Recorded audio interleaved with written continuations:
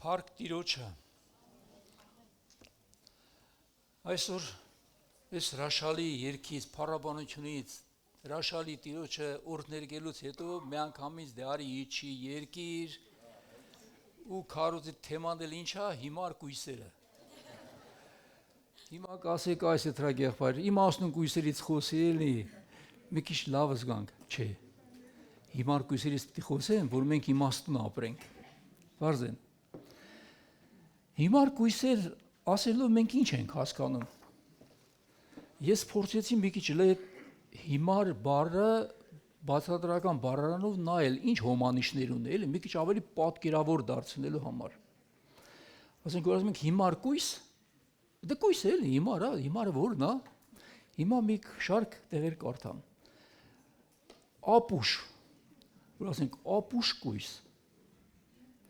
տխմար կույս, խելապակաս կույս, պակասամիտ կույս, դատարկամիտ կույս, թուլամիտ կույս, ծանծաղամիտ կույս, անասնամիտ կույս, թեթևամիտ կույս, անմիտ կույս, հաստագլուխ կույս, դդմագլուխ կույս, ախմախ կույս, ծալպակաս կույս, անշրջահայաց կույս։ Հիմար բառի տարբեր հոմանիշներ էին։ Այդ հիմար կույսը աշկներից չընկավ, բայց հանկարծ մենք կարող ենք սա լինել։ Ոչ թե նրանք են ընտրյալները, ովքեր իրենց անձն են գովում, այլ նրանք են ընտրյալները, ում Տերն է գովում։ Այսօր բոլորն են իրենց մասին լավ կարծիքի։ Դե որ կա լավ եկեղեցի, այդ մենք ենք, եթե կա լավ անդամ, այդ ես եմ, եթե կա լավովի, այդ ես եմ, եթե կա լավ քույրիկ, այդ ես եմ, միշտ մարդիկ իրենց մասին այդպես են կարծում։ Բայց Աստված ինչ է կարծում մեր մասին, որպես մենք հանկարծակի չգանք այդ 5 հիմար կույսերի պես, արժե որպեսզի մենք այսօր ուշադրություն դարձնենք իմաստուն ապրելու վրա։ Մենք կանգ առանք, որ ովքեր են Տիրոջ ծառաները, ովքեր են Տիրոջ ծառաներ, հրաշալի է։ Հետո տեսանք, որ Տերն ասաց, ես ձեզ ծառաներ չեմ կոչում, այլ բարեկամներ, որովհետև ծառան չգիտի իր Տիրոջ կամքը, բայց դուք գիտեք։ Բարեկամ լինելը ծառա լինելուց մի քայլ առաջ է, բայց այդ բարեկամությանը հասան ծառայությունից հետո։ Իսկ ովքեր են կարծում, որ իրենք Աստծո որդիներ են, որոնք հոժարվել են ծառայել Աստծուն։ Սա ամենալավն է։ Հիմա կարդամ Մատթեոս ավետարան 5-րդ գլխի 1-13 խոսքերը, որը վերաբերում է այս կույսերին։ Խնդրում եմ մի քիչ ուշադիր լսեք, ես դանդաղ կկարդամ, որովհետև սրանց վրա մենք պիտի կանգ առնենք։ Այն ժամանակ երկնքի արքայությունը կնմանվի 10 կույսերի, որոնք իրենց լապտերներին առած դուրս եկան Փեսային դիմավորելու։ Նրանցից 5-ը իմաստուն էին, իսկ 5-ը հիմար։ Հիմարներն իրենց լապտերները վերցրին, բայց իրենց հետ ձեթ չառան, սակայն իմաստուններն իրենց լապտերների հետ նաև ամաներով ձեթ վերցրին։ Եվ երբ Փեսան ուշացավ, բոլորը նիրհեցին ու քնեցին։ Եվ կեսգիշերին աղաղակ ելավ. ահա Փեսան գալիս է, դուրս եկեք նրան դիմավորելու։ Այդ ձայնը հանկարծակի եկավ։ Ես դեր մտքով անցել է, թե այդ ձայն հանողը ով էր։ Ով ասաց, ահա ելեք Փեսան գալիս է։ Հետո կան կառնենք, ոչ այսօր։ Այդ ժամանակ բոլոր կույսերը վեր կացան ու իրենց լապտերները կարգի բերեցին։ Հիմարներն իմաստուններին ասացին. մեզ ձեր յուղից տվեք, որովհետև մեր լապտերները հանգչում են։ Իմաստունները պատասխանեցին եւ ասացին. չլինի թե մեզ ու ձեզ չբավականացնի, ավելի լավ է վաճառողների մոտ գնաք ու ձեզ համար գնեք։ Եվ երբ նրանք գնացին գնելու, Փեսան եկավ։ Ովքեր պատրաստ էին նրա հետ հարսանեկի սրահ մտան եւ դուռը փակվեց։ Հետո եկան նաեւ մյուս կույսերը եւ ասացին. Տեր, բաց արա մեզ համար։ Իսկ նա պատասխանեց եւ ասաց. ճշմարիտ եմ ասում ձեզ, ես ձեզ չեմ ճանաչում։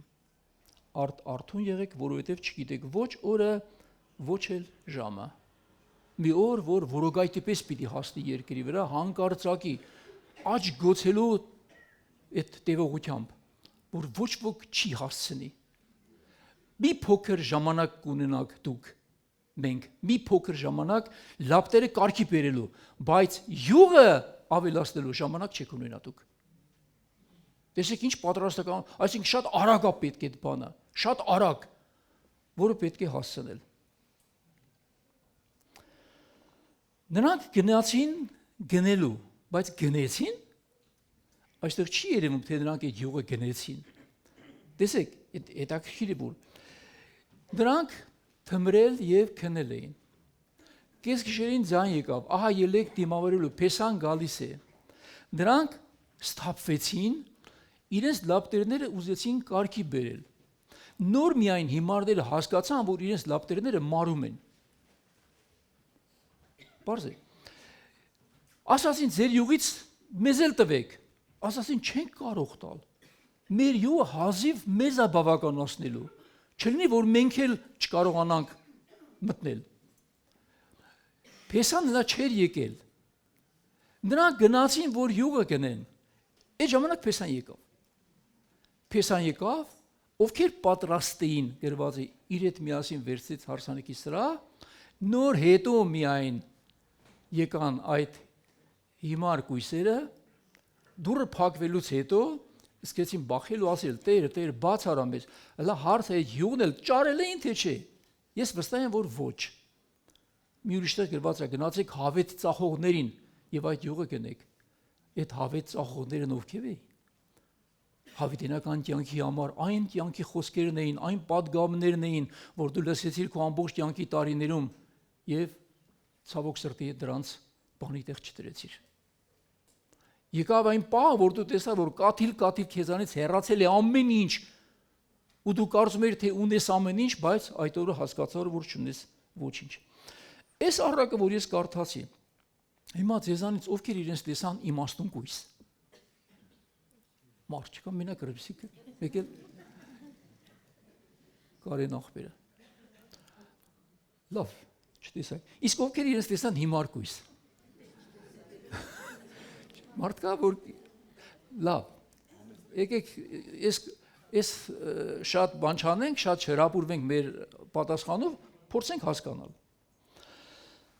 Ուրեմն, եթե հենց հիմա հանկարծ հնչի հրեշտակապետի փողի ձայնը ու Քրիստոսով մեռածները հարություն առնել, ու տեսնում ես, որ գերեզմաններ են պայթում ու բացվում են, ննջեցյալներ են հարություն առնում, այն որ այդ 2 տոննա բետոն եք լցնում դրա վրա, ծանր քարերը դրել եք, դրանք բմբուլի պես թռնելու են օդ։ Հարություն են առել։ Ու եկեղեցին պատրաստվում է Քրիստոսին միանալու։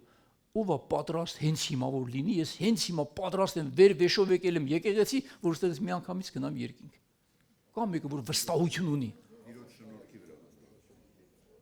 Հույսը դրես Տիրոջ շնորհքի վրա։ Այսինքն Տերը դու իմ հույսն ես։ Բայց Տերը դատարկ հույս չի տվել ոչ մեկի, որ իր անունը կանչեցիր եւ հույս տրեցիր, դա քեզ կօգնի, եթե իր ասած խոսքերը քեզ չեն օգնել քո հոգեվոր կյանքի տարիների ընթացքում։ Եվ տեսեք, հիմա կարող ես ասել, իմ սիրտը մաքուր է։ Տեր, խղճվտանքսել եմ մաքուր։ Կարող ես ասել, ոչ հոգի հետ ոչ մի խնդիր չունեմ։ Մի նշույլ անգամ խնդիր չունեմ։ Որևէ մեկին չեմ ցավացրել, որ չեմ ուղղել։ Պարտքս կատարել եմ քո առաջ, Տեր։ Իմ ծառայությունները արել եմ հնարավորինս անթերի։ Լապտերս բոցավառվում է եւ բավարար չափով էլ զապաս յուղ ունեմ, պետք է կաս դեպքում ավելացնելու եւ քեզ միանալու։ Ես այս աշխարհի հետ ընդհանուր ոչինչ չունեմ, ով կարող է այսպես ասել։ Խնդիրներ առաջացան ձեր մտածելակերպի մեջ, որ չէ, ոնց որ թե մի բան են չի։ Ես լա սկսում եմ միայն։ Լա շատ բաներ կթվարկեմ, կտեսնեք, որ այնքան բաներ ունենք պակաս։ Դրա համար եմ ասում, հիմար կույսերի մասին եմ խոսում, որպես մենք իմաստություն ձեռք բերենք։ Շատ եկեղեցիների մեջ խոսում են, մենակ իմաստության մասին, հաղթանակի մասին ձեռք բերումնաց լավ բաներ են սրանք։ Ու նրանք երբեք չեն մտածում, որ կարող են մենք հիմար վիճակում ենք գտնվում, մենակ ընդհանրապես դավանում ենք լավ բաներ, որոնք մեզ հանկարծ կարող են վաղը չվերաբերվել։ Եկեք մենք սկսենք հետազոտել։ Ինչու Տերն ասաց, ես ձեզ չեմ ճանաչում։ Միթե ամենագետ Աստված, ամեն ինչ իմացող Աստված չէր ճանաչում սրանք ով է։ Տերը ճանաչում էր, բայց չէր ճանաչում։ Ինչ նկատի ունեցավ։ Ես ձեզ չեմ ուզում ճանաչել։ Դուք իմ համար գոյություն չունեք։ Ես ձեր համար գոյություն չունեի ժամանակին։ Այսօր էլ դուք իմ համար գոյություն չունեք։ Օրինակ, պատահել է, որ որևէ մեկը, ասենք, ձեր զավակին լավ երեխա չի, շատ է քեզ նեղություն տվել, ասես, քո նման երեխա ես չունեմ։ Ոչինչ նշանակում չունես, ունես, բայց չունես։ Հասկանալի է։ Տերը սա նկատի ուներ։ Ես ուզում եմ կարդալ Մատթեոս ավետարան 7-րդ գլուխը։ Այստեղից ծաղկակաղ անենք եւ տեսնենք հիմար կույսերը ինչ կարող էին ունենալ, որ չունեցան, եւ ինչով ապրեցին նրանք։ Մեկ-մեկ մատերը ծալելով մեր կյանքի վրա ավելացնենք, եթե դրանց պակասությունը մենք տեսնում ենք։ Ուրեմն սրանք կաթիլ առ կաթիլ պատճառներ են, որոնք հետագայում գումարվելով կմարեն քո կանթեղը ու դու մի օր կգտնվես արտաքին խավարում։ Եթե դու այսօր քո ներսում խավար ունես, մի օր քո ներսի խավարը քեզ կհանի արտաքին խավար։ Եվ Տերը այդ օրը քեզ կասի ես չեմ ճանաչում ձեզ։ Խավարը սկսվում է այստեղից։ Եվ Տերն ասում է, եթե ձեր մեջ եղած լույսը խավար է, ապա խավարը որչափ ավելի։ Ցավոք սրտի այսօր շատերը իրենց ներսի խավարի անունը լույս են դրել։ Տերն ասում է, բա որ խավարն է կավիսկական, ինչ պետք է լինի քո վիճակը։ Սա է հարցերի հարցը։ Մի դատեք, որ չդատվեք։ Դուք ինչպես եք վերաբերվում դատերի մեջ։ Արագ ինչ-որ մեկին գցում քաշում եք, չէ՞։ Արագ ինչ-որ մեկին սկսում եք դատել ձեր սրտում։ Կա այդպես թե չէ։ Մարդկանց արարքները շատ հեշտ ես տեսնում, բայց քո արարքները չես տեսնում։ Օրինակ հիմա մեկը կոպիտա խոսել դակով վրա ազդեց, վատը զգացիր, բայց դու հայրանքով իր խոսում, այդ բանը չէր եղած։ Մեկը քեզ մի հատ սխալ բառ ասեց, դու 10 հատ ասացիր իրան։ Ստիպում ես, որ այդ իրան մեկի համար ինքը ներողություն խնդրի քեզից, բայց դրանից հետո չես ասում, 10 հատ էլ ախր ես ասեցի։ Բա ինչ անենք, դու սկսեցիր։ Հա, որ ես սկսեցի, դու 10 հատ ասելու իրավունք ունեիր, առանց ներողություն խնդրելու, չէ։ Մենք այսպես ենք շատերս վարվում։ Մի դատեք, որովհետև կդատվեք։ Ով է ուզում որ չդատվի։ Իմաստուն կույս։ Մի դատիր։ Իսկ եթե դու դատում ես այսօր, դու որ կույսից ես արդեն։ Չեմ ասում հիմար կույս։ Հիմարության վրա մի կաթիլ ավելացրեցիր դու քո զապասում։ Որովհետև ինչ դատաստանով որ դատեք, նրանով էլ պիտի դատեք։ Ինչ չափով որ չափեք, նրանով պիտի չափվի ձեզ համար։ Ուրեմն ձեզ ասեմ, որ երկնքում կա չափման մի միավոր, որ այսօր Աստված տվել է քո ձեռքը։ Տեսեք, օրինակ ասենք չափման միավոր մետր։ Երկարությունը մենք մետրով ենք չափում, կիլոմետրով, սանտիմետրով, դեցիմետրով, չէ։ Չափման միավոր է։ Կշիռը կիլոգրամ, տոննա, ցենտներ, չափման միավորներ են, ստանդարտ միավորներ են։ Ցորենը չափում էին քորերով, յուղը չափում էին մարերով, այդպես ավետարանում դուք կարդացել եք։ Բայց երկնքում Տերն ասած, այդ չափը դու ես որոշելու քո համար ինչպես ինք լինի։ Այսպես ես չափ է մարդկանց համար տալուց։ Այսպես պետք է չափվի քո համար քեզ տալուց։ Այսինքն ես մարդկանց չափ է տալուց։ Երկնքում կտեսնես, որ Տերը մեկին այսքան է տալուց, քեզ իսքան։ Ասես Տեր, բան չի ինձ այս չափով չափեցիր։ Կասի, որովհետև դու էլ երկրի վրա եղած տարիներին ուրիշներին ողորմություն անելուց այս չափով էիր չափում։ Երբ որ մուրացկանի մոտով անցնում էր, հանում էր բումաժնիկը,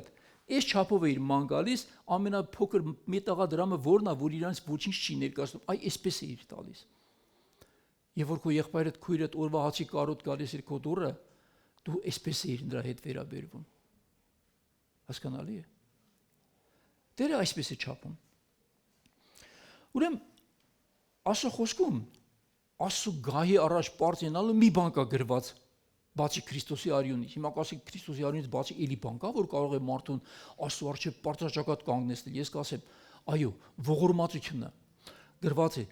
ողորմածությունը բարձրագլուխ բարձրանում է դատաստանի դիմաց։ Ողորմած եղեք, որովհետև ողորմածությունը բարձրագլուխ բարձրանում է դատաստանի դիմաց։ Իսկ եթե դու ողորմած չես եղել, ողորմություն չես էլ գտնել։ Այսինքն ներողամիտ սիրտ ունեցի, բաց սիրտ ունեցի, բարձ է, հանդուրժող սիրտ ունեցի, սխալներ կան, որոնց նկատմամբ աչքը ծածկող եղիր, մի բծախնդիր, թուփ քանդի քրքրի, որպեսի վաղներ, որ դու Աստծո առջև կանգնես, Տերն էլ քեզ հետ այսպես վարվի։ Ինչու քո եղբորդ աչքի շուղը տեսնում ես, բայց քո աչքի միջի գերանը չես տեսնում։ Ինչպես կարող ես եղբորդ ասել, թող այս շուղը քո աչքից հանեմ, մինչ քո աչքում գերան կա։ Կեղծավոր, նախ քո աչքից գերանը հանիր, եւ այդ ժամանակ հստակ կտեսնես եղբորդ աչքի շուղը հանելու համար։ Ուրեմն քո աչքում եթե այստեղ ասում է գերանը մարդի աչքի մեջ կարող լինի, փոխաբերական իմաստով այո, կարող է լինել։ Այսինքն քո աչքին քո արածները փոքր բան են երևում, բայց դու ավելի մեծ սխալներ ես թույլ տալիս։ Եթե օրինակ բժիշկը գնա վիրահատության, մի հատ ավազի հատիկ այդ պահին ընկնի աչքի մեջ, կխանգարի նրան վիրահատությունը ճիշտ անելու։ Իհարկե կխանգարի։ Ում աչքն է ավազի հատիկ ընկե փոշու հատիկ, տարօրես կամ մի հատ բանա թարթիչա փոկվենգի աչքիդ մեջ։ Ինչ շատ է եղել։ Տանջամանում, ինչ ծեվի անում են, որ մանավանդ մարդ չկա մեկը որ հանի, տանջում աչքը դելում է, իսկ խանգարում է, չես կարող անես, որ ասում ես խանգարում է, իսկ մի փոքր բան ինչա որ խանգարում, այո կխանգարի։ Եթե քո հոգևոր տեսողության մեջ անգամ փոքրիկ ավազահատիկ կա, կխանգարի, բավարար ասենց քար կա, ինչ ոնց կխանգարի։ Ուրեմն եթե դուք ուզում եք մի հատ վիրահատություն անեք, մեկին օգուտ տալու համար, նախ մաքրեք ձեր աչքերը, հետո որ կարողանաք ուրիշի աչքից ավելի մեծ բաները հանելու համար։ Սա կարևոր է։ Կեղծավոր, նախ քո աչքից գերան անիր, այստեղ խոսում է նաև կեղծավորության մասին։ Ուրեմն տեսեք, քանի չդատես, չդատապարտես, աչքիդ միջի գերանը հան, կեղծավորություն մի արա։ Իսկ կեղծավորությունը այն է, որ դու հանդես ես գալիս այն, ինչը չես իրականում։ Դու կեղծում ես իրավիճակը եւ քեզ։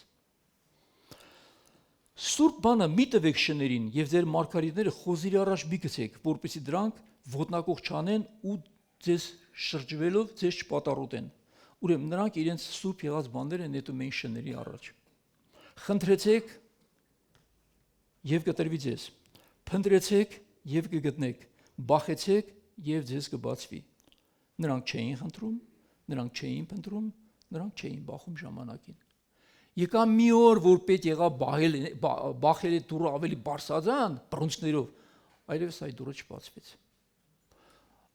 Հայրիկյանց ծերում Տերն ասում է, որ ես կանգնած եմ ձեր սրտի դրան մոտ ու թակում եմ։ Ով որ բացի, ներս կմտնեմ։ Նրա հետ ընթրիք պիտի անեմ։ Իսկ ով որ չբացի, մի օր ինքը կբախի, Տերը չի բացի։ Որովհետև ով որ խնդրում է, ստանում է, ով որ փնտրում է, գտնում է, ով որ բախվում է, նրա առաջ բացվում է։ Կամ ով է ձեզնից այն մարդը, որ եթե իր որդին հաց խնդրի, նրան քար կտա, կամ եթե ձուկ խնդրի, օձ կտա։ Արդ, եթե դուք որ չար եք ու ձեր զավակներին գիտեք բարի պարգևներ տալ, որչափ առավել ձեր հայրը, որ երկնքում է, բարիքներ կտան նրանց, ովքեր իրենից խնդրում են։ Մի ուրիշ թարգմանության մեջ գրված է. Սուրբ Հոգին կտան նրանց, որ իրենից խնդրում են։ Այսինքն Աստված այսօր պատրաստ է մեզ տալու մեզ անհրաժեշտ բաները եւ բարիքներ, եւ գրված է Սուրբ Հոգին, որը մեզ տանելու է դեպի Քրիստոսին, դեպի ամենայն ճշմարտության, որովհետև Տերն ասաց կուղարկեմ Սուրբ Հոգին մխիթարիչը, որը ձեզ կառաջնորդի ամենայն ճշմարտության։ Իսկ այդ ամենայն ճշմարտությունը Հայր Աստված է, այդ ճշմարտությունը Որդին Աստված է, այդ ճշմարտությունը Սուրբ Հոգին Աստված ինքն է եւ այդ ճշմարտությունը Աստծո խոսքն է։ Ուրեմն Սուրբ Հոգու գործն է քեզ առաջնորդել Հորը, Որդուն եւ Աստծո խոսքին։ Արժե Որ գասի Սուրբ Հոգով լցված եմ, լավ անում, թող ասի, բայց ինչի առաջնորդում քո հասկացած քո ներսի Սուրբ Հոգին։ Կարող է դա Սուրբ Հոգի չէ, բայց սուտ հոգի լինի հանգարց։ Եթե քեզ չի առաջնորդում իմ թվարկած բաներին, Սուրբ Հոգու հետ գործ չունի։ Արժե Այն ամենը ինչ որ կամենում եք, որ մարդիկ ձեզ անեն, դուք էլ այդպես արեք նրանց։ Սա ոսկե օրենքն է, որովհետև սա են օրենքը եւ մարգարեները։ Տեսեք, օրինակ դուք ուզենայիք, որ քեզ հետ վատ վարվեն, ով կուզի իր հետ վատ վարվեն, այս փափագում մի հետ վատ վարվեն, դաժան վարվեն, աներողամիտ, անգութ վարվեն, կուզեք այդպես անեն, կամ խստապահանջ լինեն, մեկից պարտքես վերցե, չի ստացվում էլի վերադարձես, կարծում էիր կստացվի, ես չեմ ասում խաբեբաների մասին։ Վենել եկե խեղդում ասում տուր, ասում ախպեր, չեմ կարողանում իմանալ, խնդրում եմ մի ժամանակ տուր։ Չէ իմ 100 դայեկանը տուր։ Մի քիչ առաջ ասումոդից դուրս եկար քո 10,000 քանքարներ ներեց։ Դու 100 դայեկանի համար մարդուն բանտ դրեցիր։ Կուզեիր քո հետ այսպես վարվեն։ Ոսկե օրենքն ասում է դու էլ այդպես մի վարվի մարդկանց հետ։ Որովհետև այն 10,000 քանքարը որ ներվեց, որ իրան թվում էր որ վերջ արխային արդեն պարտքերս փակված են, հանկարծ նույն Աստված հետ կանչեց։ Ասեց հələ բերեք դրան հետ։ Ես դրա 10,000-ը ներեցի, ինքը այդ մեկը չներեց այդ մարդուն։ Դե հիմա այդ բերեք 10,000-ը պահանջում եմ։ Այսինքն մարդիկ, որոնք իրենց կյանքում անգամ ստացել են թողություն, բայց ուրիշների հանդեպ վարվում են անգութ, մի օր քո ստացած թողությունը Աստված չեղյալ կհամարի, ըստ այդ խոսքի, որտեղ Տերն ասաց, այսպես էլ կվարվի իմ երկնային Հայրը ձեր հետ։ Եթե դուք սրտանց չներեք ձեր եղբորը կամ քրոջը իրենց ձեր հանդեպ կատարած անցանքների համար, ու կպահանջի։ Ուզում ես որ չպահանջի, դու էլ ինչ-որ հարցերում մի պահանջի եղիր այսպես։ Մտեք նեղ դռնով, որովհետև լայն է այն դուռը եւ ընդարձակ է այն ճանապարհը, որը դեպի գործանում է տանում, դրանով մտնողները շատ են։ Այսօր առավել քան երբևէ քարոզվում է հեշտացված ավետարան, զվարճալի ավետարան, միշտ մարդկանց ուրախություն բերող, ամեն ինչ տվող, ոչինչ չպահանջող ավետարան։ Սա սուտ է։ Քրիստոսի խաչի ավետարանը չի փոխվել։ Եթե դու ճիշտ վարվես եւ ճիշտ ապրես Աստծո առաջ, եթե Աստծո խոսքը դառնա քո լույսը, քո ոտքերի եւ քո ճանապարհների ու շավիղների, հիշեք, ձեզանից չի դադարի հալածանքները եւ նեղությունները։ Պարզ է։ Մարդը չի ուզում այդ դժվարությունները, բայց ուզում է բոլոր խոստումները իրեն լինի։ Մեծ նեղությունները, որ դու պիտի մտնեք Աստծո թագավորություն։ Սա ավետարանի խոսքն է։ Եվ նա ով չի վերցնի իր խաչը ու չի գա իմ հետևից, չի կարող իմ աշակերտը լինել։ Ուրեմն Քրիստոսի խաչի ու այդ նեղ դռնով մտնելու որոշումը մենք պետք է կայացնենք։ Կարևոր չէ ուր եմ մտնում, ես ինչ եմ վերցնում այնտեղից, որ ես դռնով մտնում եմ, ինչ կտա ինձ այն։ Իսկ Հիսուսն ասաց, ես եմ դուռը, ով որ ինձանով մտնի եւ դուրս գա, ճարակելու բան կունենա։ Քրիստոս ինքը այդ նեղ դուռն էր։ Մենք որ նոր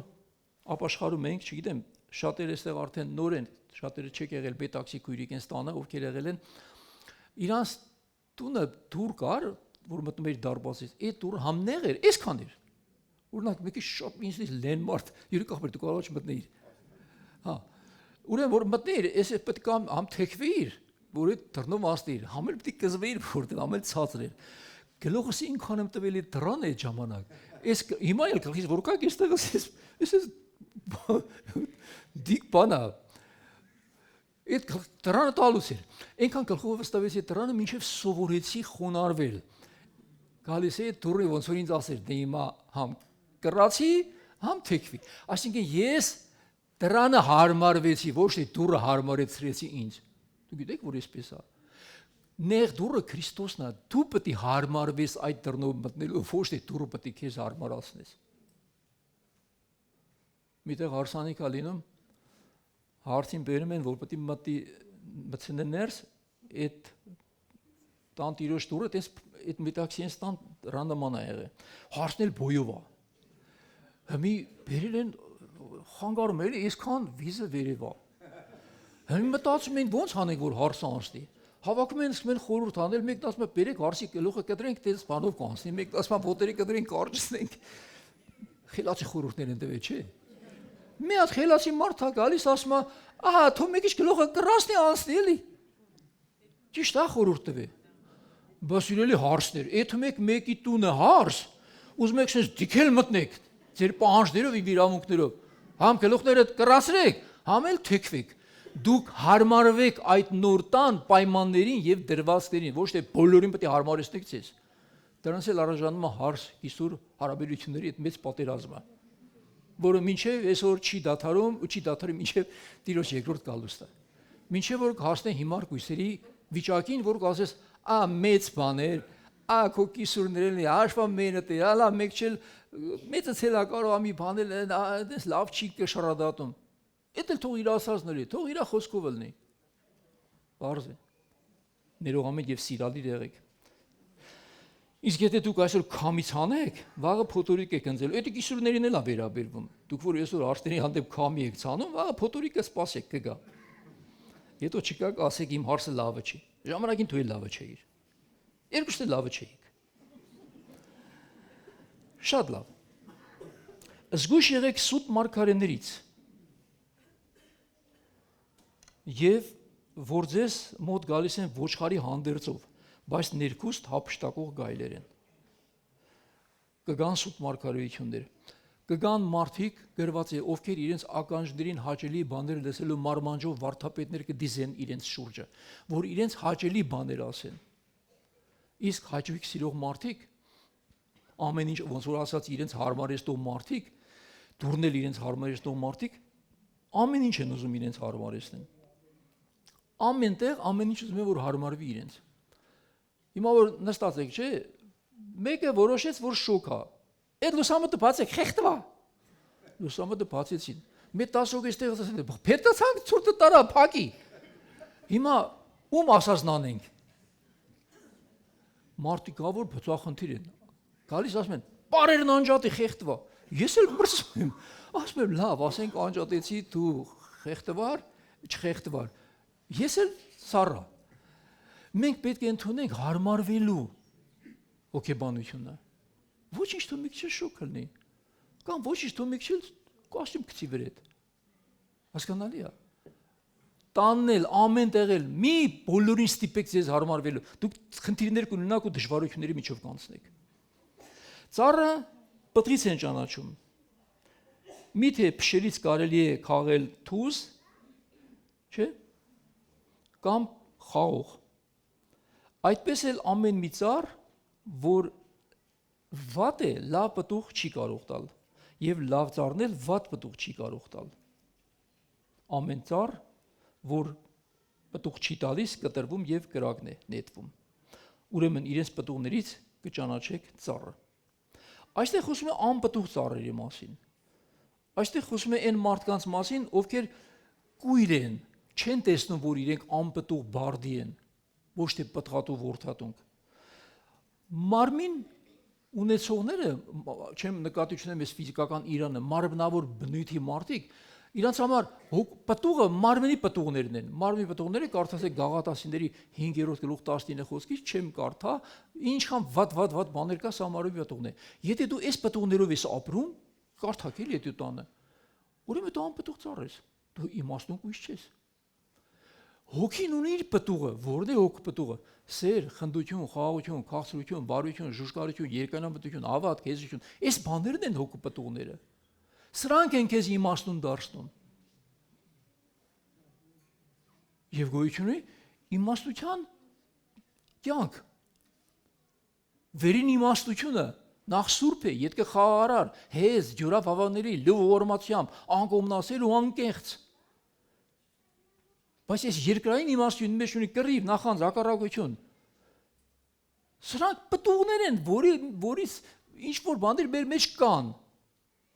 Եվ սրանից էլ որոշում է դու որ կույսերի շարքին ես դասված։ Ես առակը կարդացիր անցարը 5 րոպեում պրծավ, այդտենց քո կյանքը չպրծավ, դու բախվելու ես իմ ասած այս բոլոր բաներին։ Որն ես ընտրում քո համար, կամ եթե զգացիր ինչ-որ բաներ խնդիր կա թերիա, հոգանում ես այն ուղղելու, որ այսօր այդ յուղը ունենաս, ոչ թե վաղը վազես հավետ ծախողներին ու կաս փաստի առաջ կանգնես ու դուրը քո առջև չբացվի։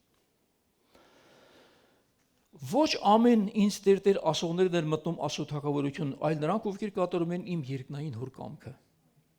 Նրանք չէին կատարում երկնային հոր կամքը։ Այն օրը շատերը ինձ կասեն. Տեր, Տեր, չէ որ քանով մարգարեացանք, քանով դևեր հանեցինք, քանով շատ հրաշքներ գործեցինք։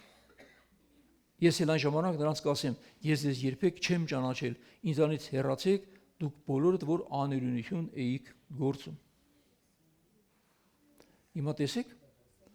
ամեն Տեր ասող չէ որ կմտնի Աստծո թագավորություն։ Մեկ կասի, բայց գրածը ովքեր Տիրոջը Տեր կանչեն, պիտի փրկվեն։ Շատ լավ, ուրիշ բաներ կա գրված, որ կկարդամ կտեսնես, որ կան Տեր ասողներ, որ չպիտի մտնեն այդ թագավորությունը։ Եթե ինքը քո Տերն է, բա դու իր ինչն ես։ Ծառան։ Եթե դու իր ծառան չես, նա քո Տերը չէ։ Դու կասես Տեր, բայց կմնաս անտեր։ Ու մի օր դրսում, մի օր կհայտնվես արտաքին խավարում։ Կորինթացիների եկեղեցին ուներ գրեթե բոլոր պարգևները, որ կարծում եք պարգևների առատություն։ Չկար մի պարգև, որ այդ եկեղեցում չգործեր։ Բայց Պողոս Արաքյանն ասաց, չկարողացա ձեզ հետ խոսել ինչպես հոգևորների, այլ ինչպես մարմնավորների, չկարողացա ձեզ պինդ կերակուր տալ, այլ Քրիստոս Հիսուսով կատ տվեցի ձեզ, որովհետև ձեր մեջ կա էս բաները։ Ումներ պետք այն հոգու պտուղները նրանց մեջ, հոգևոր պարգևներ ավելի շուտ, որոնք պտուղ չունեին։ Հիշեք, պարգևները տրված են մեզ պտուղ տալու համար, ոչ թե պարգևները տրված են, որպեսզի մենք գոռոզանանք ու պարտանանք, մեզ համարենք ոմն ինչ-որ մեկը։ Արդ ամեն ոք ով լսում է իմ այս խոսքերն ու դրանք կատարում, կնմանեցնեմ մի իմաստուն մարդու, որ իր տունը կառուցեց ժայռի վրա։ Հիմա այստեղ տեսեք, հիմար եւ իմաստուն կույսերի տարբերությունը հիմա շատ լավ կզգանք այս առակի վրա։ Եվ այն ժամանակ, եւ ամեն ոք ով լսում է իմ այս խոսքերը եւ դրանք կատարում, ով լսում կատարում է, իմաստուն կույս է, իր տունը կառուցեց ժայռի վրա։ Անձրևը եկավ, գետերը հորդեցին, քամիները փչեցին, զարկեցին այդ տանը, բայց այդ տունը չկործանվեց, որովհետև ժայռի վրա էր հաստատված։ Ուրեմն քո տունը ժայռի վրա է հաստատված այն դեպքում, երբ դու նրան խոսքերը լսում ես ու կատարում։ Եթե դու լսում ես Աստծո խոսքերը ու կատարում ես, քո տունը կառուցում ես ժայռի վրա։ Կարող է երբեմն չստացվի, փորձում ես նորից, չի ստացվի, փորձես նորից, դու չես հանգստանա, քանի չես հաջողվել դրանում։ Իսկ հիմարների մասին ասում է, իսկ ովքեր որ լսում են իմ խոսքերը ու չեն կատարում, նմանում են հիմար մարդկանց, ովքեր իրենց տունը կառուցեցին ավազի վրա։ Անձրևը եկավ, գետերը հորդեցին, քամիները փչեցին, զարգեցին այդ տանը եւ այդ տունը կործանվեց, ուշադրեցեք, եւ նրա կործանումը մեծ եղավ։ Պրոստո չփլվեց, փլվեց իր գլխին։ Շատ մեծ եղավ այդ կործանումը։ Հիմա արգույս եմ ես թե իմաստուն։ Ասոասաները, որ ես լսում եմ, անող եմ, թե ադելավ ձեռը դες անում եմ, ինչ-որ մի բան կստացվի, չի ստացվի, ոչ դե լավ է, մեկից հետենք 5-ից առաջ ենք, այս սկզբունքով ենք մենք շարժվում։ Երբ Աստված բծախնդրությամբ կպահանջի, ես էլի տեղերը կկարդամ ձեզ համար։ Այսօր չեմ վերջացնի, բայց խնդիրը մեր շտապելը չէ, խնդիրը ճիշտ հասկանալն է։ Հիմա հասկանալի դարձավ, թե ինչու նրանք կոչվեցին հիմար կույսեր։ Քանի որ նրանք այն ինչ որ պետք էր անեին չարեցին, եւ այն ինչ որ պետք չէ որ անեին արեցին։ Գիտեք, որ մենք երկու մեծ բաների համար կզղջանք հետո, երբ որ կանգնենք Աստծո առաջ։ Բաներ կար, որ մենք պետք է չանեինք, բայց արեցինք, բաներ կա, որ մենք կարող էինք անել, բայց չարեցինք։ Սրանք կարևոր են։ Հիմա ինչ նրանք պետք է անեին, որ չարեցին։ Տերը կարող է ասել, դուք ձեր համար եք ապրում։ Ձեր համար։ Դուք ամփոփ եք ապրում։ Դուք աներինության մեջ եք ապրում։ Անում եք ինչ ուզում եք, խոսում եք ինչ ուզում եք, գնում եք ուր ուզում եք, վարվում եք ինչպես ուզում եք։ Այսինքն քո դեմ խաղ չկար։ Հիմա Տեր ես կանչում, եւ Տերն ասաց, ոչ ամեն ինչ Տեր ասող կմտի Աստծո թարգավորություն, այլ նաով կատարում է իմ երկնային դուր կամքը։ Այդ օրերը շատերը ինձ կասեն, Տեր, չէ որ քո անունով մենք մարգարեացանք, քո անունով դևեր անեցինք, քո անունով շատ հրաշքներ գործեցինք։ Եվ ես այն ժամանակ ասեմ, այսեք ավելի սարսափելի խոսք է, եւ այն ժամանակ ես նրանց կասեմ, ես ձեզ երբեք չեմ ճանաչել։ Հերո գնացեք ինձանից, դուք որ աներունություն եք գործում։ Այնտեղ ասում եմ չեմ ճանաչում ձեզ, այստեղ ավելի խիստ է այս խոսքը, չեմ էլ ճանաչել սկի։ Այսինքն այսօրվանից սկսած ոմանց Տերը չի էլ ճանաչում։ Դու իր համար գոյություն չունես։ Որտեղ Տերն էլ քո համար կարծես թե գոյություն չունի։ Ես սա շատ դժվար խոսք է։ Սրանք անօրինությամբ ապրող կույսեր էին։ Հիմա նորից ես ընդհանուր իմ ասածը ծաղկակաղ անեմ իրար հետևից, որ մատները ծալել, ես որ կասեմ ծալեք։ Նրանք դատողներ էին, նրանք դատապարտողներ էին,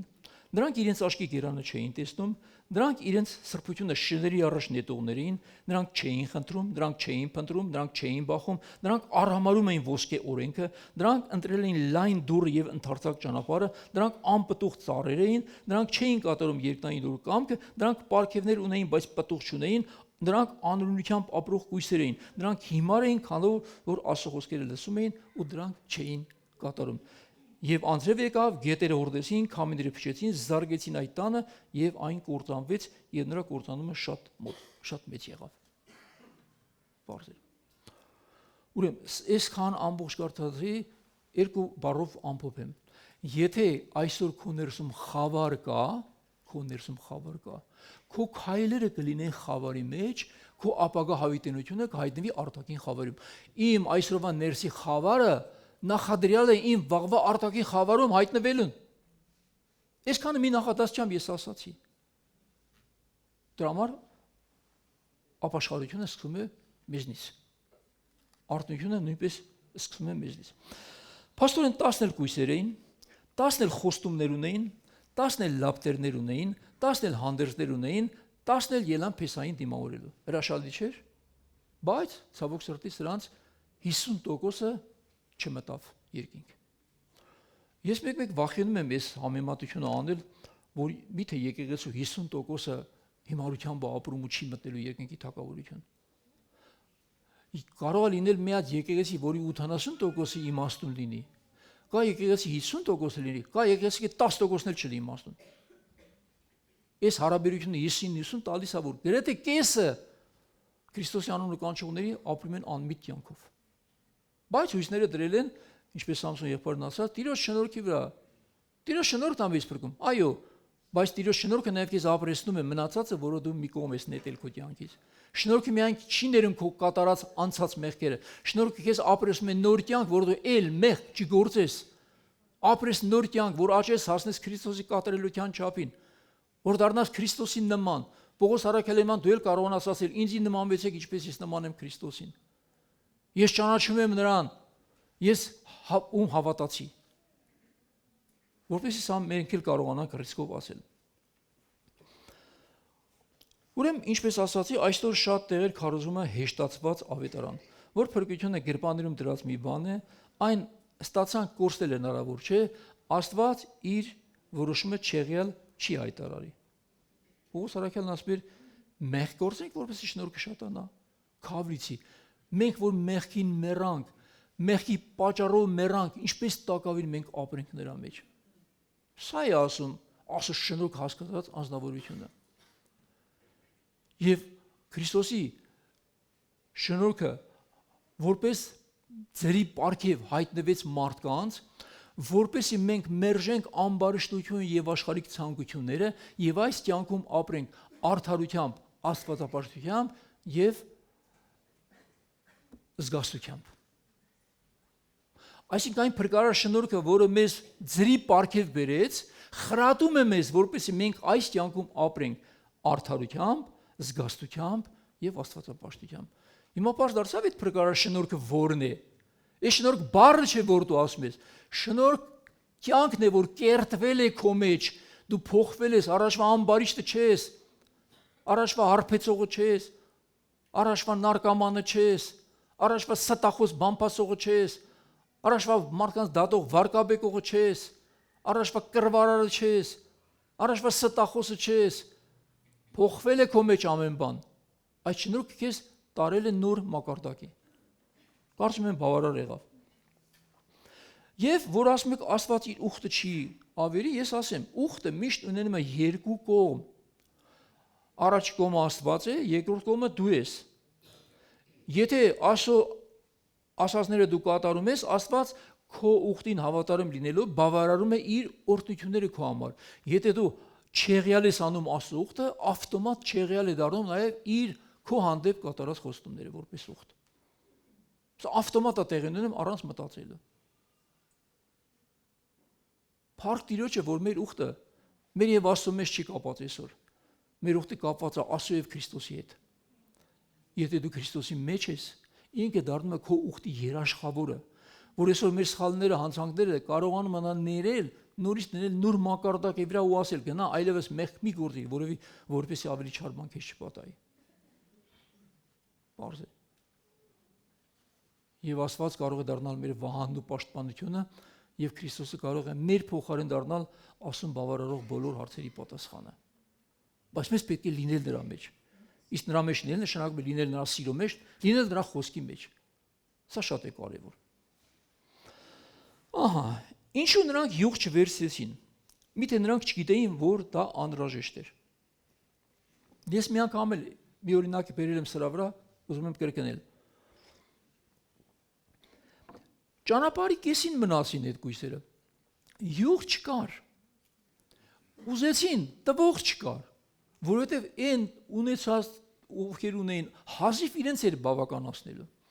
Պատկերացրեք, որ դուք մի անապատ պետք է անցնեք ավտոմեքենայով։ Քո ավտոմեքենան բենզինաբակը ընդամենը 50 լիտր բենզին է տանում։ Բայց ճանապարհը շատ երկար է, 100 լիտր բենզին է պետք որ անցնես։ Ոչ մի լցակայան չկա։ Հենց սկսեցիր անապատ ավազա մինչև վերջ։ Եթե մնացի ճանապարհի կեսին, դու կդառնաս օձերի ու կարիճների կերակուր։ Հենց մեր ավտոները դստե այդում ենք։ Քանի լիտր բենզին պետք է ունենամ Samsung 100, բայց ինչքան է բակից տարողությունը 50։ Իրանը 100-ը դրա համար ասում։ 50։ Ուրեմն ինչ պետք է անեմ ես։ Կանեստերներով մի 50 լիտր բենզին պետք է վերցնեմ, որ ճանապարհին երբ որ պետք լինի կարողանամ լիցքավորել։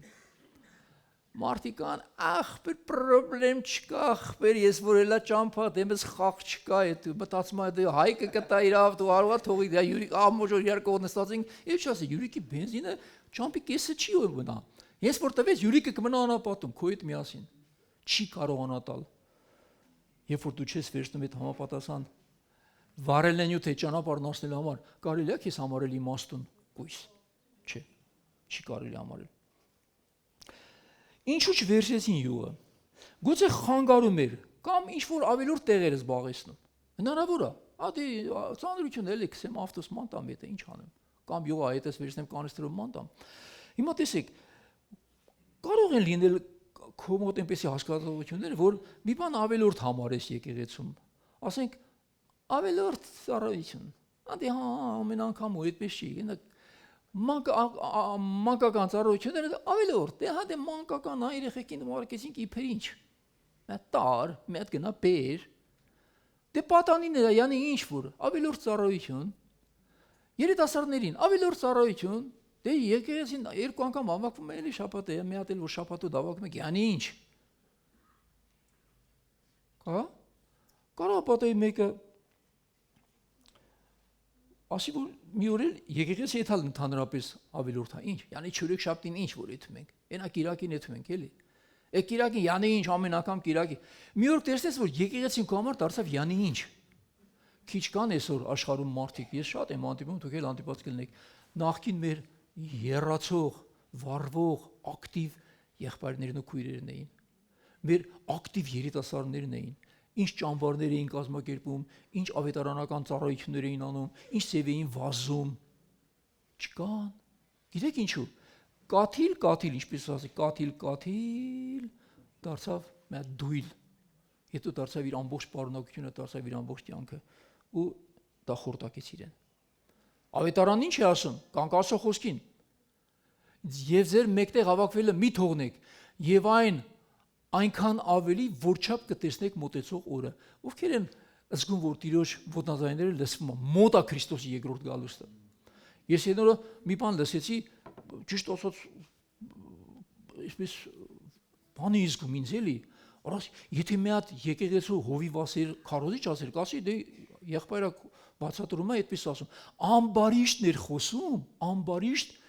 ռազմական վերլուծաբան, ու ասում էր, այսօր խնդիր կա, որ կառուցվի Երուսաղեմի երրորդ տաճարը։ Այդ տաճարի տեղը Սողոմոնի տաճարը գտնվում է այն վայրում, որտեղ այսօր մուսուլմանական մի հատ մզկիթ է կառուցված։ Մուսուլմանները հատուկ կյանքի գնով հսկում են այդ մզկիթը։ Այդ մզկիթը կամ պետք է պայթեցնեն, կամ պետք է տեղափոխեն ուրիշ տեղ։ Այսօր կռիվը գնում է դրա վրա։ Եվ լիդերներ կան երկրի վրա, անուններով չասեմ, որտեղ կարող է դա ընդհանրապես ենթադրություն լինի, որ իրենք հավակնում են, որ իրենք պետք է նստեն այդ տաճարում եւ ամեն ինչ կազմակերպում են, որ այդ մզկիթը վերանա, Սողոմոնի 3-րդ տաճարը կառուցվի, իրենք նստեն որպես աշխարհի փրկիչ։ Ես ասում եմ, ինչ մոտ է ժամանակները։ Իսրայելի ակտիվությունը, Մերձավոր Արևելքից պատերազմները, Իրանի վրա այս շրջապատումը, այս ռմբակոծությունները հասունանում է, տնքում է երկիրը, կգա մինչև մի օր, որ Տերն ասած ազգ ազգի վրա պիտի ելնի եւ թագավորություն թագավորության։ Եվ կսկսի կատարվել այն ամենը, ինչ որ բառ առ բառ գրված է Աստծո խոսքում։ Մենք այդ ժամանակներում ենք ապրում։ Հավաքույթի կարա քո համար այդքան դժվար է, ովքեր են հիշում կորոնայի տարիները։ Մի տարի գրեթե մենք եկեղեցում չհավաքվեցինք։ Տանը նստած մենակ ես շատ անգամ մի քիչ կատակի բանովի ասում են դիրիժորի պես, որ նստել եմ միկրոֆոնը դեմս դրած, ասում եմ դարիժը մարդ չկա, արձագանքող չկա, ես ինձ ասում, ինձ լսում եմ, գցում եմ ինտերնետ, շատ եմ լսածին, թե չլսածին։ Ասում որ դիրիժորը գալիս է դալիճ, մարդ չկա, երգչախումն էլ չկա, ոչ մեկը չկա, այդ փետն առնում սենց անում։ Դառնում է այդ երգչախումբը չկա, երաժշտախումբը դեմն էլ մարդ չկա։ Բա ո՞ւմ ավարես թևերը ֆոտորը։ Այդպեսի բանի էինք մենք վերածվել այդ օրերին։ Ովքերին այդ օրերը կարոտ է եկեղեցուն, ասում ենք, ախ, երենց եմ կարոտ է եկեղեցուն, այնպես եմ կարոտ է մեր ժողովրդին։ Այնպես կուզենա առաջվա պես մի հանդիպենք, ողջագուրվենք, հերվից ենք բարևում, ձեռնոցով ենք բարևում, նամորդնիկով ենք բարև։ Մենք այդպես ենք իրար հետ շփվում։ Իրար թաղման չէինք կարողանում մեթալ։ Մարդկա որ մերներ թաղման չէինք կարողանում, որովհետև շփվելը արգելվում էր ու վտանգավոր էր։ Փառք Տիրոջը, այսօր այդ օրերը նորից Տերը հետա վերադարձել։ Գնահատենք այդ օրերը։ Վաղ այդ օրերը չենք ունենա, հավատացեք, չեք ունենա։ Այսօր մեր ամբարները լցնենք այդ յուղով։ Երբ որ 82 թվին, ընդհանրապես 2 տարվա հավատացյալ էի։ Ես շատ էի սիրում Աստծո խոսքը։ Շատ, ես ամբողջ օրը, եթե միտեղ ազատ լինեի, պետք է բացեի գիրք կարդայի։ Սիրում էի։ Այդ խոսքը լեցվում էր իմ մեջ։ Ես չգիտեի, որ Հովսեփի պես այն առատության 7 տարիները, որ կար Եգիպտոսի, կգա նաև նեղության 7 տարիներ։ Հետո հայտնվեցի բանտում։ Բանտում հայտնվեցի ոչ թե անցագործ որևէ բան անելու համար, այլ հենց ավետարանի քարոզության համար։ Ոչ գիրք կար, ոչ հավատացյալ կար կողքիս, ոչ հովիվ կար կողքիս, ոչ մխիթարող կար կողքիս, գայլ աշխարհի մեջ ընկած մի հատ պստիկ կար։ Ոչ էլ գիրք կար, որ կարդայի այդ խոսքերով ելնվի։ Ինչ որ իմ մեջ կար ամբարված դրանից առաջ, այդ դարձավ իմ զապասյուղը, որ այդ սրոկի ընթացքում բերի հանի դուրս։ Մի կերպ մի հատ ավետարան ձեռք բերեցի, Պավել աղբերը տարբեր ճարախբերից հասրեց, այն էլ գողացան։ Մոտիցս գողացան, ասի անխիշներ, այդ գիրքը իմ գիրքներ, ես բա ինչ կարդամ։ Այլ աղոթում ասում ով տարավ գոնի ապաշխարի։ Երևի ավետարանը չի պիտի կողնային, տարան որ կարդան, լավ եղավ, թող կարդան ապաշխարեն։ Հիմա հասկանում եք, օրեր կգան, որ դու կուզենաս չի լինի։ Կուզենաս մի հոգի կողքիդ լինի, չի լինի։ Չգիտենք, այսօր ով էր մտածում Արցախում գաղթ կարաջանակ հայտնվեն մարդիկ ուրիշ երկրներում թափառական տուն մարդիկ տներել ունեին ավտո ամեն ինչ ունեին չէին պատկերացնում որ կդառնան գաղթական ինչ գիտես որ մի օր դու ինքը չես դառնա գաղթական դա իրենք Հայաստան գալու տեղ ունեցան բա դուք ուր պետք է եթաք մենք ինչ իմանանք ինչ կլինի ամբարենք մեր լապտերները վաղը օրեր կգան պետք կգա այսօրվա այս խոսքերը որը վաղը դուք ափսոսանքով կուզենաք լսել բայց չեք կարողանա Հետո ես կարդամ սրա մասին խոսքեր, որ երկիրը պիտի գա սով, ոչ թե հացի, այլ Աստծո խոսքի։ Եվ ինչ կլինի այդ օրերում։ Գուցե թանկ էր այդ յուղը, պետք է ինչ-որ բան վճարել, ափսոսած վճարել։ Եվ ասացին գնացեք հավետ ծախողներին։ Հավետ ծախողներին, ոչ թե հավետ ծխողների մոտ։ Ծխողների մոտ մի գնացեք, ծախողների մոտ։ Այսինքն այն ունենալու համար ինչ որ բան պետք է վճարեին։ Դա կարող է լինել ֆինանսական, կարող է լինել նվիրում, կարող է լինել ներդրում, կարող է լինել հոգևոր կամ ծառայողական։ Իսկ ոմանք անփույթ գտնվեցին։ Նրանք ոչինչ չուզեցին անել կամ շատ քիչ, որը իրենց համար համարեցին բավարար, ինչպես անցած անգամ կանգ առանք, բայց Աստծո աչքին դա կարող է լինել անբավարար։ Դա կարող է գերազանց ասի, որ մարդը կարող է մի բան անի եկեղեցու համար, հաջորդ անգամ որ ասես էլ չի անի, դե արել եմ, մենք թող մի հատ ամեն մեկ էլ մի հատ անի, այսպեսի մարդիկ չեն կարող Քրիստոսի ծառա լինել։ Նրանք իրենց այդ յուղ չեն վերցնում, իրենք իրենց պաշարով ուզում են գնալ։ Ուրեմն միայն լապտեր ունենալը նրանց ոչինչ չտվեց։ Ումն էր պետք այն լապտերը, որի մեջ լույս չկար։ Օգուտ տվեց։ Ումն էր պետք այն հանդերձը, որի մեջ արդարություն չկար, չէ՞ որ նրանք սպիտակ հանդերձներ առան։ 10 կույսերն էին, կույսերը հանդերձներով ելան դիմավորելու, բայց այդ հանդերձների մեջ էլ արդարություն չկար։ Ումն էր պետք այն դիմավորելու ելնելը, որը այդպես էլ տեղի չունեցավ։ Այսինքն դուրս եկա քո դավանությունները դարձան մի հատ փուքս, օդի մեջ ասված մի բան, որովհետև այդ դավանությունները հիմք չունեին, որտեղ դու այդպեսին չէիր։ Երբ որ յուղ ես օգտագործում, մի ժամանակ մենք օգտագործում ենք, չէ՞, ճրագներ կային, լամպեր։ Մենք ինչ էինք լցնում, նավթ կամ կերոսին էինք լցնում, որ վառվեր։ Կարիք լինում էր, որ ավելացնենք այդ, թե մի անգամ զապրավկա արեցիր, գնաց մինչև կյանքիդ վերջը, չէ՞։ Որքան շատ էր օգտագործում, այդքան շատ էր պակասում։ Մենք միշտ տանը ունենում ենք նաև զապաս նավթ, յուղ, որպեսզի կարողանանք այն լիցքավորել։ Ուրեմն մեր հոգևոր կյանքը քրիստոնեական երբեք չպետք է կանգ առնի մի մակարդակի վրա, այն կարիք ունի միշտ ավելացման։ Հիմա կարդամ ձեզ համար 2 Պետրոս 1:5-11 խոսքերը։ Ուշադրություն դարձեք։ Մատերդ կծալեք ինձ որ կասեմ։ Ամեն ջանք թափելով, այսինքն մեր բոլոր ջանքերը գործադրենք, որպեսզի մեր հավատքի վրա ավելացնենք առաքինություն։ Ուրեմն առաջինը հավատք դու պետք է ունենաս։ Հավատքը բավարար չէ, ով ասում է հավատացիր վերջ, չէ։ Հավատը մեր կյանքի առաջին քայլն է, ոչ թե վերջի քայլը կամ միակ քայլը։ Ամենայն ջանք գործադրելով ձեր հավատքի վրա ավելացրեք առաքինություն։ Մի մնա այդ առաքինության մակարդակի վրա, ձեր առաքինության վրա ավելացրեք գիտություն։ Մի մնա այդ մակարդակի վրա, գիտության վրա ավելացրեք ժուժկալություն։ Մի մնա այդ մակարդակի վրա, ժուժկալության վրա ավելացրու համբերատարություն։ Համբերատարության վրա ավելացրու աստվածապաշտություն։ Աստվածապաշտության վրա ավելացրու եղբայրասիրություն եւ եղբայրասիրության վրա էլ սեր։ Եվ ասում է այս բոլոր բաները ունենալով սրանք ձեզ դատարկու անպտուղ չեն թողնի, որովհետեւ սրանք ձեր մեջ ունենալով առատացնելով դատարկու անպտուղ չեք լինի մեր Տեր Հիսուս Քրիստոսի մասի գիտության մեջ, բայց նա ով այս բաները իր մեջ չունի, ընդգծեք, հիմար կույս, եթե այս բաները քո մեջ չունես, նա կույր է ու կարճատես, մոռացած լինելով իր նախկին մեղքերից մաքրված լինելը։ Դրա համար եղբայրներ ջանացեք, որ ձեր կոչումը եւ ընտրությունը հաստատ դարձրեք, որովհետեւ դրանք անելով երբեք հանցանք չեք գործի, քանի որ այսպես առատությամբ ձեզ մուտք պիտի շնորհվի դեպի մեր Տեր Հիսուս Քրիստոսի հավիտենական արքայությունը։ Հիմա տեսա՞ք այդ իմաստուն կույսերը ոնց էին մտնում։ Նորից կարդամ, այդ հավիտենական կյանքի արքայությունը ինչու բացվեց նրանց առաջ, վերջի տողերը նորից կարդամ։ Բայց դրա համար եղբայրներ ջանացեք, որ ձեր կոչումը եւ ընտրությունը հաստատ դարձնեք, որովհետեւ դրանք անելով երբեք հանցանք չեք գործի եւ քանի որ այսպես առատությամբ ձեզ մուտք պիտի շնորհվի դեպի մեր Տեր Փրկիչ Հիսուս Քրիստոսի հավիտենական արքայությունը։ Ուրեմն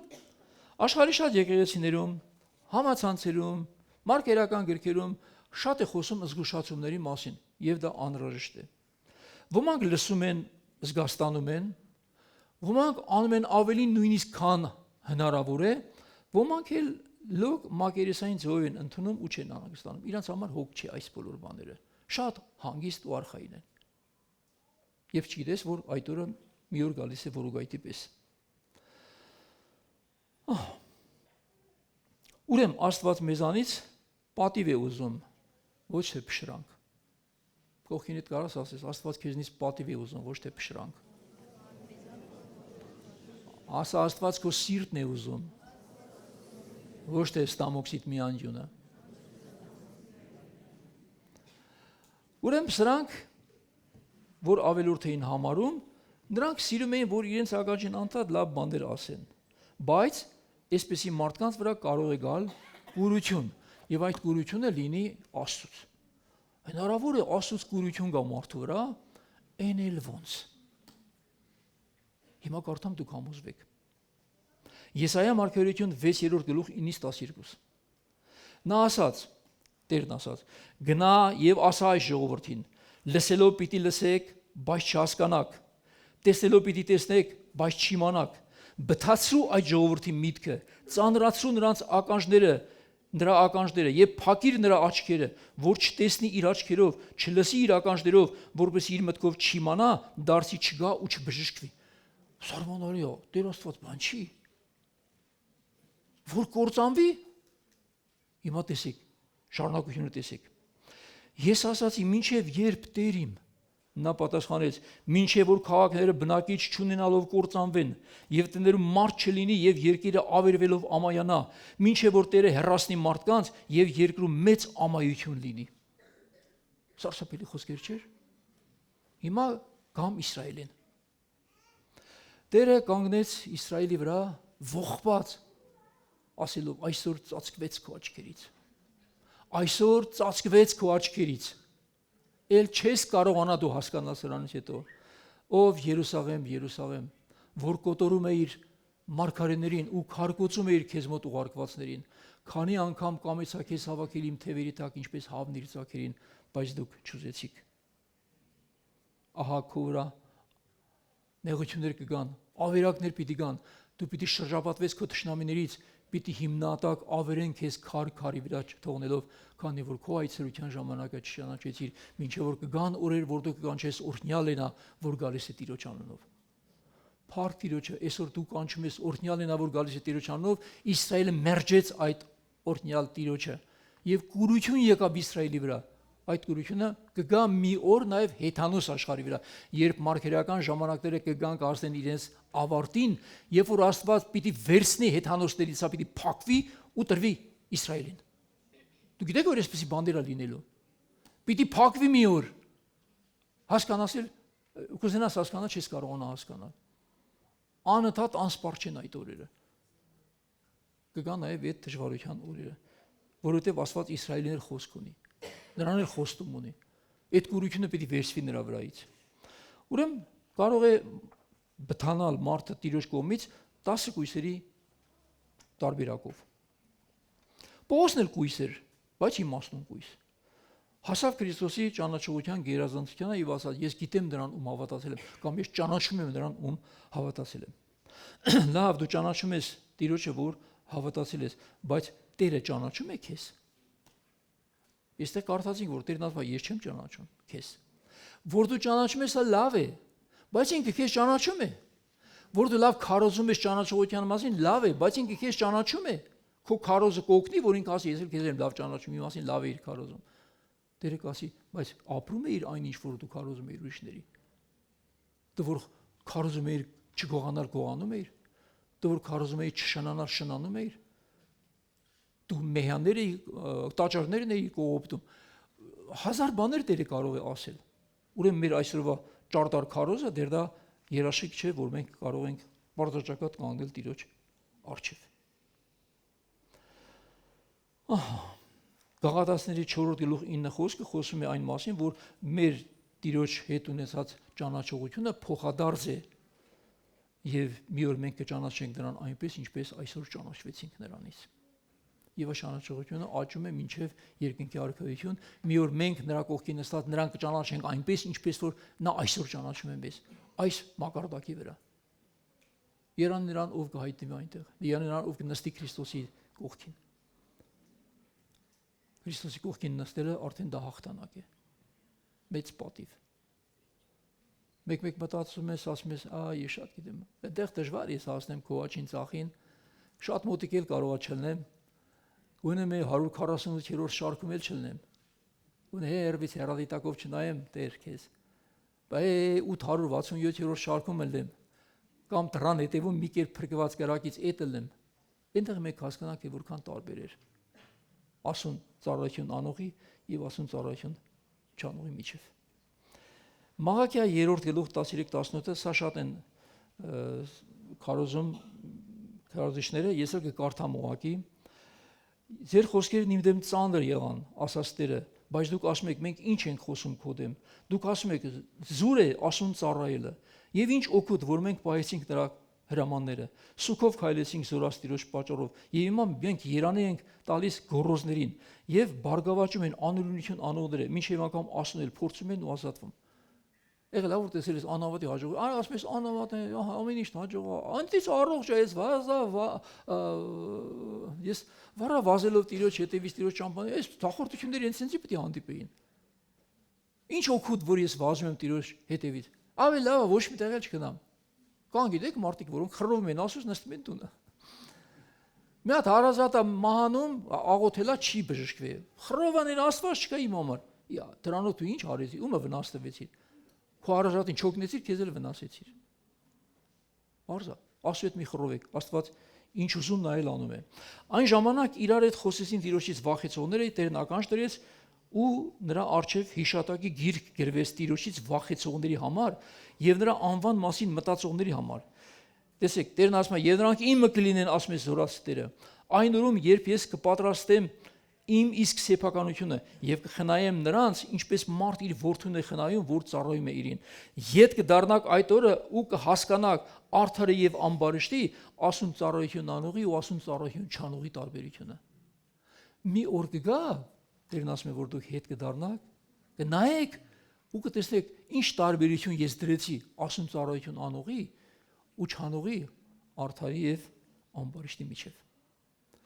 Իսկ մեզ ինչ է պետք։ Համբերել, վստահել ասուն եւ նրա հետևից գնալ։ Դժվարություններ կարող է գան, հաստատ կգան, եթե դու շատ ճիշտ մարդ ես։ Բայց եթե դու 7 ծովի մերանի պես որտեղ նստում ես էտես, ամբարիշտ հետ ամբարիշտ ես, գողի հետ գող ես, արդարի հետ արդար ես, եկեղեցում սուրբ ես, տունը բայևիկ ես։ Այսպես չի։ Ուրեմն տեսեք, ես մի օրինակ վերեմ։ Աբրահամը ինքը որ նայեք Աբրամի կյանքին սկզբնական տարիներին արտարուչ որևէ բան չկա։ Մարդ էր իր համար ապրում էր ուր երկրում, հետո քաղաքում, հետո Աստված դուրս արի, հելավ դուրս եկավ։ Մեծ բան չէր էլի, ես որ նայում ես, գնաց, հասավ այնտեղ, այդտեղ ապրեց։ Բայց Աբրամը համբերությամբ հետևում էր Տիրոջը։ Համբերություն ուներ։ Տերն ասաց, դու որդի պիտի ունենաս։ 75 տարեկան էր Աբրամը, որ ասեց որդի պիտի ունենաս։ Այսինքն ես 71 տարեկան եմ, 4 տարի հետո Տերը կարող է ինձ ասել, «Սերակ դու որդի պիտի ունենաս»։ Ահո։ Աբրամը բայց հավատաց։ Ասեց, որ Տերն ասում է, աննարին չէ։ Շողիկ տատին հիշում եք, որ դες ասել, որ ասենք Շողիկ տատիկը 80 տարեկան էր, 90-ներ, ասենք ոնց որ Շողիկ տատիկը հատ որդի ուներ այս տարիքում, ասեց թող Տիրոջ կամքը լինի։ Մեր տատը այդ տարիքում համաձայն էր անգամ։ Բայց այսօր երիտասարդ հարցեր, մի հատ երեխա են բերում, բրծով է, չեմ ուզում։ Երկու հատ աղջիկ են բերում, ասում են բոլա բրծով։ Բայց մարդը մի հատ տղա չունենա։ Փնտրողները գտնում են։ Ես մարդիկ գիտեմ, 8-9 հատ աղջիկ ունենացան, 10-րդը տղա եղավ վերջը։ Վերջը մի օր մեկ տղա կլինի, անդադներ չի շարունակվի։ Շարունակեք մեր ազգը լցրեք։ Հետո ասում եք մեր հողերը առան։ Հողը ապրողի համար է, որ մեր երկրի մարդ չնի ապրի, այդ հողը ում համար է, որ մենք ունենանք։ Ծովիսով Հայաստանը, որ այ չլի մեջ ապրի, այդ հողը վերցնում ենք ինչ անենք։ Բերեք։ Վերջը Սարան շտապեց։ Աբրամը սպասում էր, Սարան շտապեց։ Տեսեք լավ ոնց համոզում Աբրամին։ Ասում է, դու երևի ճիշտ չես հասկացել Տիրոջը։ Տերը ուզեցել ասել, ես այլ չեմ գալ երեխանա ծերացած եմ, կանացի սովորության մեջ դադարել եմ։ Դու Հագարի մոտ գնա իմ ծառայի, ինքը որ ծննդաբերի իմ փեշերի վրա կդառնա իմ որդին։ Հնչի ուրիշի փեշերի վրա ծննդաբերելով պիտի դառնա իր որդին, իր փեշերի վրա ծննդաբերեց, բայց ոնց որ ասել էր իմ որդին դառնա, այդպես մի օր ասել վռնդի ես տնից, վռնդի։ Խեղճ Աբրահամը շշմել էր, ասում ախար ամեն դեպքում իմ տղեն է, ինչ անեմ, մինչև Տերն էլ ասեց ճիշտ ասում ինքը վռնդի, որտեղ ծառայի որդին խոսման որդու հետ ոչ մի բաժին չունի։ Հասկանա՞ք, էսա մարդկային ծառագիրը էսա, որ պիտի ծնվեր Իսահակը։ Իսահակը որ տարիքում ծնվեց։ Աբրամը 100 տարեկան էր, Սարան 90 տարեկան։ Այդքան տարի համբերեց։ Հետո այդ ծնված որդին արդեն պատանի ամենասիրուն, ամենասիրվող շրջանում Տերն ասաց հիմա տար, որ යայի այն լեռներից մեկի վրա, որը ես քեզ ցույց կտամ, զոհ մատուցի իմ համար։ Գիտեք հեշտ էր։ Չէ, շատ դժվար էր։ Բայց տարավ։ Բայց նա հավատաց Աստծուն։ Բայց նա հավատաց մեռելների հարությանը։ Ասաց Աստված մեռելներից էլ կարող է կենթանացնել ես որդուն, որովհետև խոստացավ ասաց, քո այս Իսակով պիտի օրհնվեն աշխարհի բոլոր ազգերը։ Սա դուր եկավ Աստծուն։ Եվ նա բազմության հայր կոչվելուց բարձրացավ հավատքի հայր աստիճանի։ Շատ սերունդ ունենալուց դուք կդառնաք բազմության հայր։ Օրինակ մեր գյուղի ամենամեծ ազգը ո՞րն է։ Ասում Թարոյի ազգն է։ Այդպես եմ ես լսել, Թարոյի ազգը մեծ է, էլի իսկապես։ Օրինակ հիմա իրանց պապը իրան կարող է համարի բազմության հայր։ Այո։ Բայց հավատքի հայր կարող է չլինի։ Բայց Աբրահամը կոչվեց հավատքի հայր։ Հասկանալի է։ Ուրեմն սրա համար համբերեց։ Հովսեփը բանտում ինչքան ժամանակ համբերեց։ Խոստումն ուներ, եղբայրները պիտի ծառաներ լինեին իրան, բայց ինքը բանտում փտում էր 13 տարի շարունակ։ Համբերեց մինչև մի օր Աստված իր ամենադժվար օրերից, երբ որ հույսը կտրեց անգամ Աստծուց, անգամ այդ աստիճանի մի օրվա մեջ Աստված նրան կալանավորից դարձրեց Եգիպտոսի կառավարիչ։ Ու նրանով ապրեցրեց Իսրայել ազգը։ Այնպես որ եթե դուք կլինեք դժվարությունների մեջ միուս հատվեք, այդ դժվարությունը վաղվա քո փառած պրսակն է լինելու։ Երբ որ դու հաղթանակով կմտնես երկինք, բայց որ հաղթելու բան չկա, դու ի՞նչն ես հաղթում։ Ինչը։ Դատարկ դավանություններն են հաղթանակ։ Հաղթանակ երբ որ մտնում դուրս ես գալիս ու պահում ես քո փայլը, քո քրիստոնեական վարքը, Քրիստոսի անունը, Աստծո խոսքի քո հնազանդությունը։ Այդ ժամանակ ես դու դառնում հաղթող։ Ուրեմն ինչպիսին եղան 5 հիմար կույսերը, այս մասին ես բավականին բաներ կարդացի։ Ուրեմն կան դավանություններ, որ ունեն իրական հիմք, կան դավանություններ, որ ընդամենը փուքս է։ Չգիտեմ, մի քիչ էլ կամփերեք, մի լավ տեղ հասնեմ, թե հոգնեցիք դադարեցնեմ, հաջորդ անգամ շարունակեմ։ Ձեն չանեցիք, ուրեմն վերջացնեմ։ Հաջորդ անգամ Տերը կամենա ողջ մնանք, շարունակենք հլա, էլի։ Եվ ամենքը նիրհեցին ու խորը քուն մտան։ Ինչպես սա մենք տեղավորենք մեր ժամանակներում, երբ հանկարծ մեր վրա էլ կարող է գալ թմրություն, հոգնածություն, ձանձրույթ, որ ասում են Տերը կգա, այտենց էլ Տերը հլը չեկավ։ Ես մի անգամ Երևանում էլ պատմեցի, մի քիչ շատ ծիծաղեցին այդ իմ պատմածի վրա։ Ասեցի, որ մենք որ բան էինք, նոր հավատքի մեջ էինք մտել, ունեինք երկու երեխա ունեինք, մտանք հավատքի մեջ։ Ռուսիկը կատեգորիկ դեմ էր երեխա ունենալու արդեն։ Երկուսն երիկա, մի հատ աղջիկ, մի հատ տղա ունենք երիկա։ Դե այդ եկեղեցին էլ այնպես էր, որ քանի հատ էլի պիտի բերես։ Համոզում էին, ասում էին Ռիփսիկ ջան, ես ասում եմ ինքը չի օժարվում, էլի, չի։ Համոզում են Ռիփսիկ ջան, մի հատ էլ բերես, իդ մի հատ վայթի չհասնես էլ բերես։ Տիրոջ գալուց այսքան մոտ է։ Այնքան ասեցին, մինչև մտածեց, որ դելա, որ եթե մի հատ է, ասես մեկի համար չփչացնեմ իմ հարաբերությունները, այդ մեկն էլ ծնվեց Քրիստինեն։ Հետո այնպես եղավ, որ Տերը լչեկավ, համոզեցին ծնվեց Սուրենը։ Հետո Սուրենից հետո Տերը չեկավ, լա ծնվեց Սամվելը։ Սամվելը ծնվեց, Տերը չեկավ, ծնվեց Տիգրանը։ Տիգրանն էլ ծնվեց, Տերը չեկավ, ծնվեց Եսթերը։ Հիմա ունենք 23 թոռ, 2 հատ էլ ծոր, հլա Տերը չի եկե։ Հիմա հասկանում եք, հնարավոր է մարդիկ լինեն սրանից հոգնեն, էլի ասեն, ուրա, այդպես խոսում էին նաև այն ժամանակվա սերունդի մարդիկ, որի մասին ես կկարդամ, բա ուր է նրա գալուսյան խոստումը, չէ որ մեր նախահայրերին ընջելուց հետո ամեն ինչ մնում է նույն ձևով, այստեղ որ սատանան ուզում է խաբի, որտեղ պետք է մեր համբերությունը եւ հավատը։ Տերը օրհնի ձեզ։